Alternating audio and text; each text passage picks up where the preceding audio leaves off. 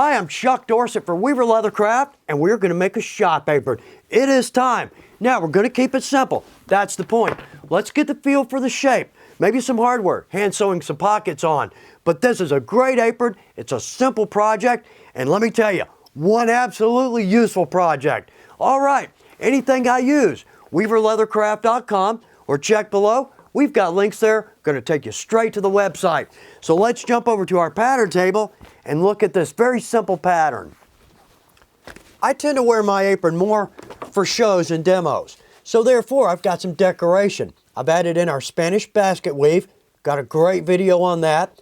Broken that up with some spots, antique nickel. Isn't that gorgeous? And right here, I've hand tooled a D to drop in on my chest pocket.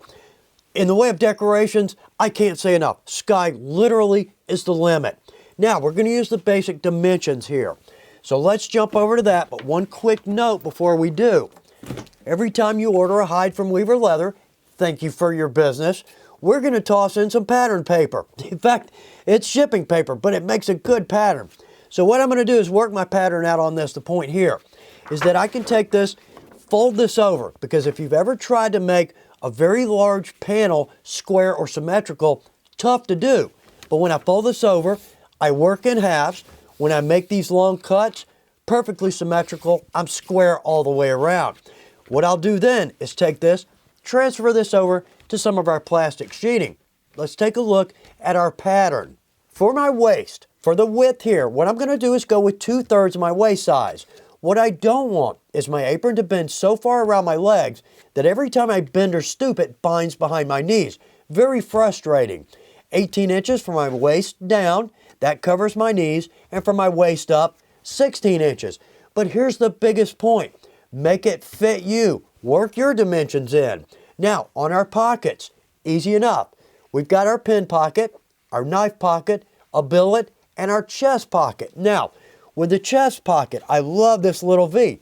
So all I have to do is jump back over to my paper, fold it, cut it, and again, perfectly symmetrical. But with our pockets, I like a knife pin and the chest. But make the pockets fit your needs, make the size fit your shape. That's the biggest point. All right, we've got a good idea of this. Let's jump over, cut some leather. Before we cut leather though, we need to talk about this because this is important, valid point. We're looking for supple over weight. Perfect example here. This is our apron split. No kidding, it's called an apron split. It's about a 7 to 8 or 8 to 9 ounce suede. Here's my point. Notice, it's very supple. It's going to be a comfortable apron. But for our blacksmiths, our farriers, that's going to be some solid protection. For the rest of us though, that's a heavy piece of leather. It's a work apron. We need to be able to move in it, okay?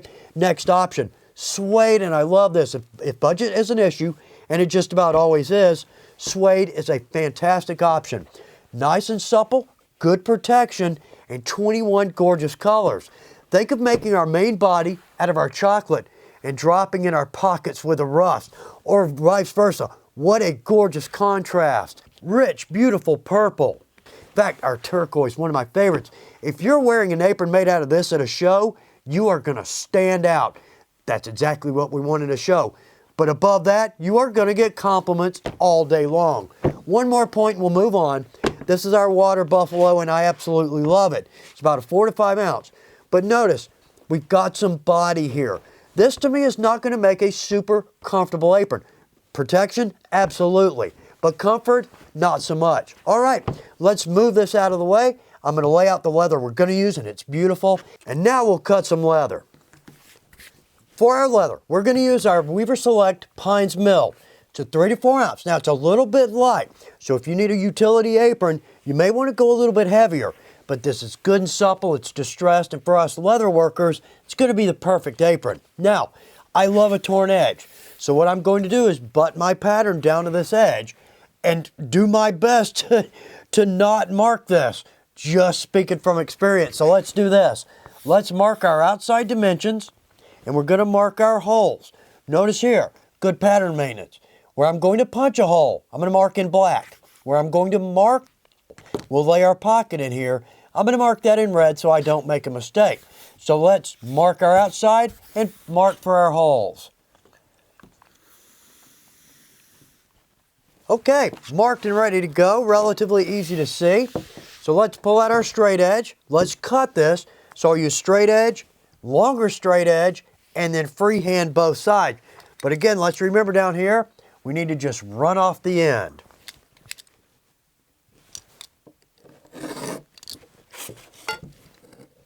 And our last cut. Okay, well that looks good. I like that bottom edge, very rustic. Okay, let's roll this up, pull out a smaller piece, and we're gonna cut our pockets. Okay, we've got a smaller piece ready to go. In fact, I've got a straight edge there. All I'm going to do is lay in my 3 pockets, trace these, be as efficient as I reasonably can. But on our billet, we're gonna need 4 of these.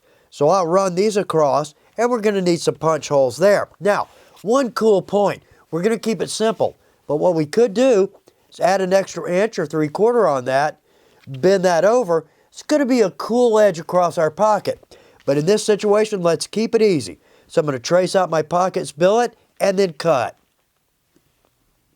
And we're marked. Easy cutting, easy marking. So let's stack these. We're gonna step over and punch some holes here in just a minute. But what we need to do now is cut 4 pieces of 1/2 inch lace. Okay, I've trimmed off our last piece of scrap. We can absolutely use that. But now I've got a good long straight edge.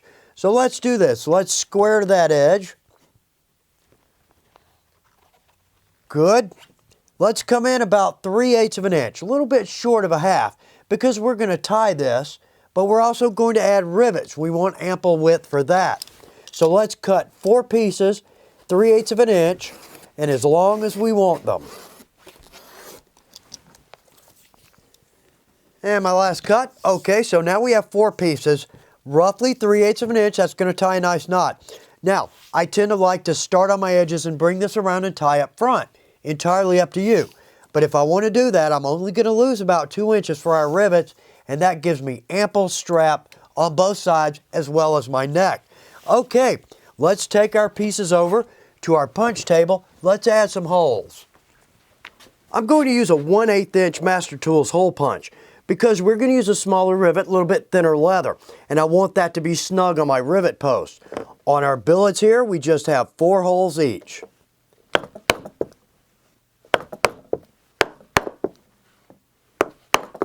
Holes are punched. Let's flip these around. Let's add a 3/4 inch round end punch. And our last punch. Okay, those are set and ready to go. Gonna look good. Now the only other holes we need to punch are going to be on our main body. Right here, just 8 holes. So we've got 2 on each side. Then we've got 2 on our neck. Now we can always use a revolving punch because nothing here is deeper than the throat here. But let's stick with our 1/8 inch drive.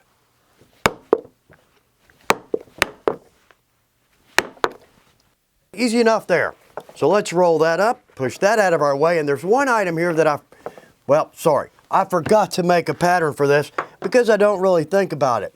With our straps, or our lacing technically, what we're going to do is punch 4 holes so we can wrap this around a D-ring.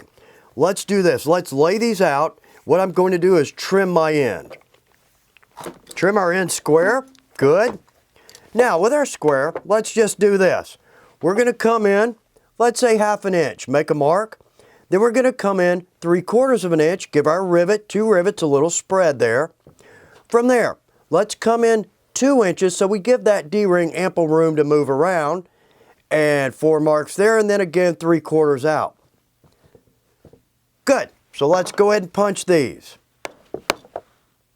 And one more punch. Good. Now, we've got everything punched, so let's head back over to our main table. We're going to glue our pockets down and sew those.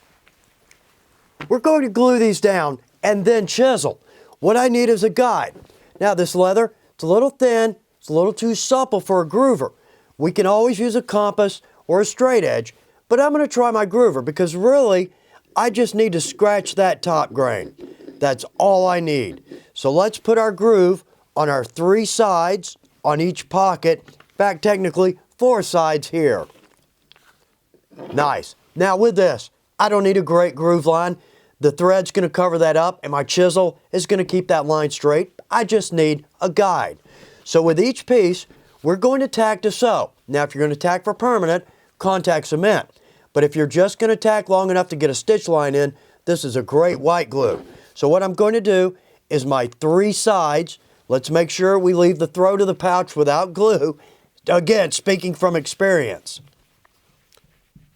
Okay, we've got some glue down. Let's push these aside and pull out our main body. The camera is probably not going to pick up my marks here, but I've got my 4 here, I've got 4 for my knife, and 4 for my pin pocket. So let's just lay those in right to our points. In our last pocket, now we've got a little glue sticking out here. That's no issue. Let's just take our awl. Once it dries, we'll never see that. But also, too, when it's dry, it'll simply roll off. That looks good. Okay, so let's give that about 5 minutes. Then we'll jump over to our pattern table, drop in our chisel line. We're going to use an 1/8 inch flat chisel. In fact, it's my favorite because it looks just like a machine stitch. But also, that size hole makes it very easy on our hands to sew. Second point, I never start outside of my pouch because that puts that stitch incredibly out in the open, very exposed. It's going to wear. If that goes out, the whole line's going to drop. But in this situation, we're not really using any of these pockets for an open knife blade, say like a sheath.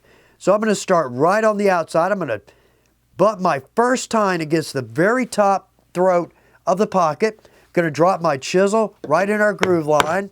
There we go. That feels good. I've got tines all the way across.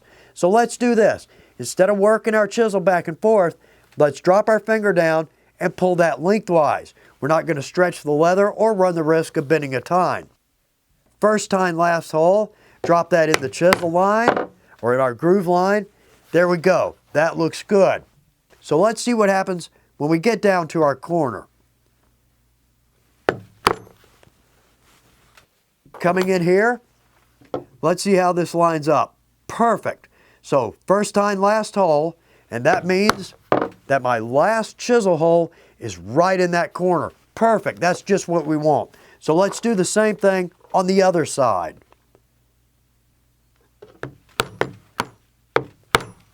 And our last lines up nicely. Okay, let's do this. Let's take our 2 tine. From that hole, what I'm going to do is just make a mark. Okay, I know exactly where my next tine needs to be to keep my stitch line consistent. Now I'm going to run this right down to our point. Same on the other side.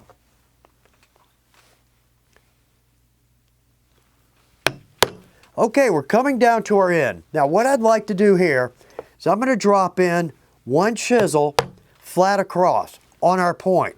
So therefore on this side we just need 1 more hole.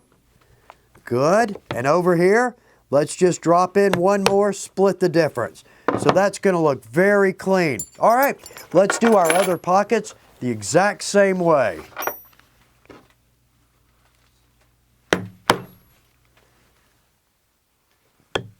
And our last hole. Okay, our pockets chiseled, ready to sew. So next step, let's sew these on. We're going to use our Ritza Tiger thread. Love it. In fact, design point. Ample colors available. Would that not make a nice touch? And we're going to go about 3 times our length. With our needles, John James, number 18, my absolute favorite. Now, with this, let's start on our first hole. We're going to do our basic saddler stitch. So easy to remember. First hole, 1 needle. Let's draw that through. Now, we're going to do this a little bit differently. Because we've got a lighter weight leather, we're hand sewing. What I mean is, if we add tension right here like we normally do with a vegged hand, what's going to happen is this is going to, let's get that over our top, there we go, that's going to ripple up on us, and I don't want that. So about every 3rd or 4th stitch, I'm going to grab my thread and I'm going to pull long on this. So let's do that. Let's get 3 stitches in here.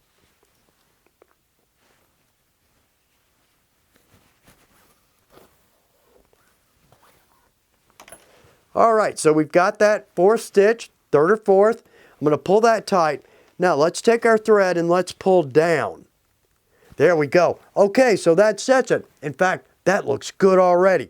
So I'm going to sew all the way around to right here, and we're going to hide our knot between our 2 pieces.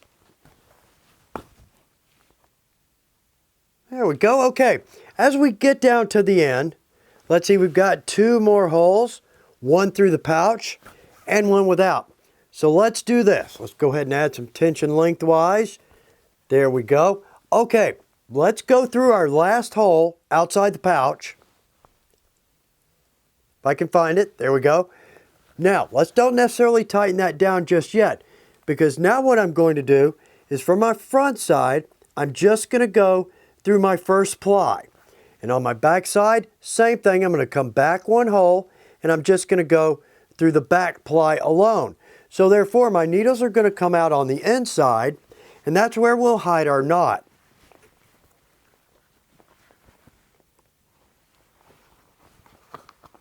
There we go. Okay. Now, let's draw that down. Straighten it, draw it down some. Good. Now, square knot. Left over, or let's start this. Right over left, circle around, and I'm going to draw that down into the pocket. There we go. Good. Now, left over right. Draw that around and draw that down into the pocket.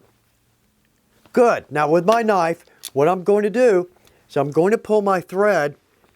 I'm going to pull the thread across my knife instead of trying to cut in. So therefore, we're not cutting any leather, but we're trimming that off nicely. That's going to tuck down in there. Now, crumbs are never really going to sew as well as our veg with all that body. Still, looks good, but one more thing we're going to do, when we're finished with all 3 pockets, we're going to hammer down our stitch line. It's going to look very clean. All right, I'm going to do the other 2 pockets, and we are very close to being done here. And we're down to our last stitch. Tighten that down. So again, our square knot, right over left.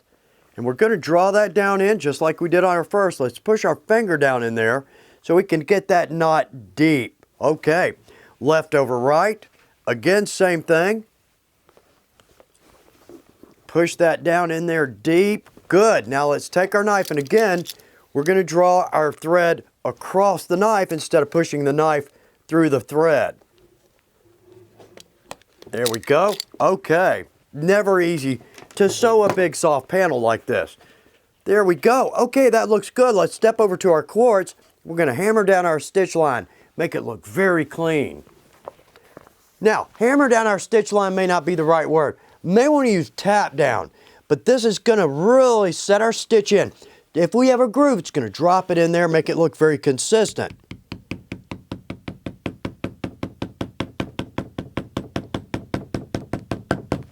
There we go. Okay, so noticeable difference between our hammer down and just sewn. So I'm going to do each line on all 3 pockets, and we'll be ready to assemble this beautiful apron.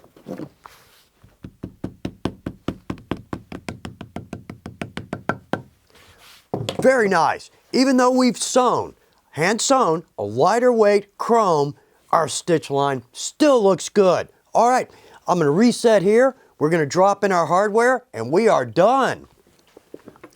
We're going to go with brass hardware on this. That's going to be a very classic combination. Now, 2 points.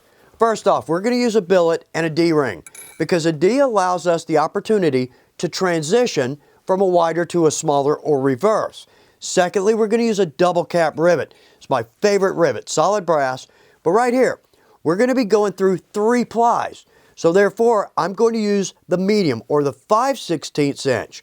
When we jump over to our strap, we're going to jump down to a 1/4 inch. So let's drop these in our holes.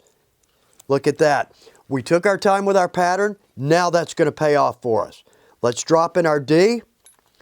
Seat the top strap down. Cap on each, and I love the double caps because that cap's going to snap down. If I've got caps everywhere, they're not all going to pop off when I hit the first one. Secondly, look at our fit. That D butts right up against the edge of our apron. Easy enough. That looks clean and secure. Let's jump over to our strap. Now with this again, we're going to jump down to a 1/4 inch solid brass double cap. Let's run that through. Seat those, and then back with our strap. There we are. All right, let's drop in our caps and set these.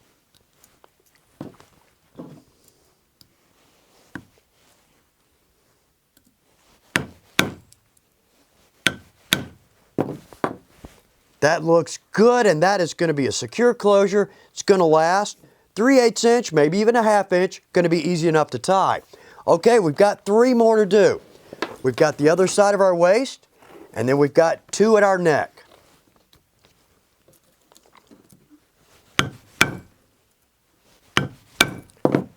Last 2 rivets. Does that not look great?